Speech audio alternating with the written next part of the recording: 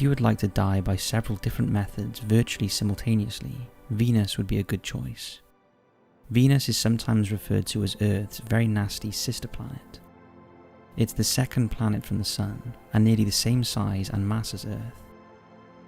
And so, if Earth is inhabited, Venus should be as well. Except something went horribly wrong, and it's the so-called greenhouse effect. It looks pretty from a distance, but Venus will roast and fry and inseminate you instantly, because its surface temperature is well over 800 degrees Fahrenheit.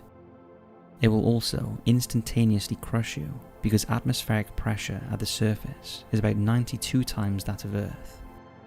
On top of that, it will also instantaneously suffocate you, since its atmosphere is almost entirely carbon dioxide, with trace amounts of nitrogen and upper atmospheric clouds of sulfuric acid.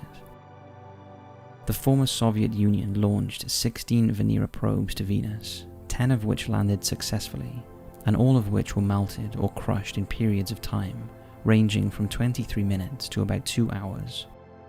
But much of what we know about Venus is owed to this Soviet program. Why this set of conditions exists has attracted a lot of attention, and the current explanations are fairly complex. Briefly, one consideration is that stars expand as they age, and early in the history of our own system, our Sun was smaller, and Venus was well within what is called the habitable zone. There was certainly abundant water on Venus at the time, because water is just about everywhere else in our star system. But as the Sun expanded and bodies of water vaporized, water vapor accumulated in the Venusian atmosphere, which created a heat trap.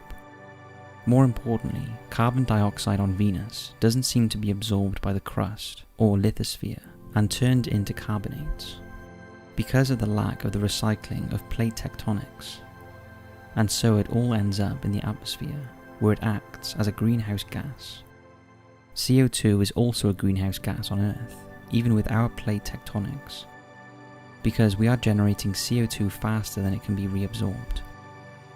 Finally, it has been recently discovered that Venus actually has active volcanism, which means that at least the sulfur dioxide in the upper atmosphere and certainly many other gases are being replenished.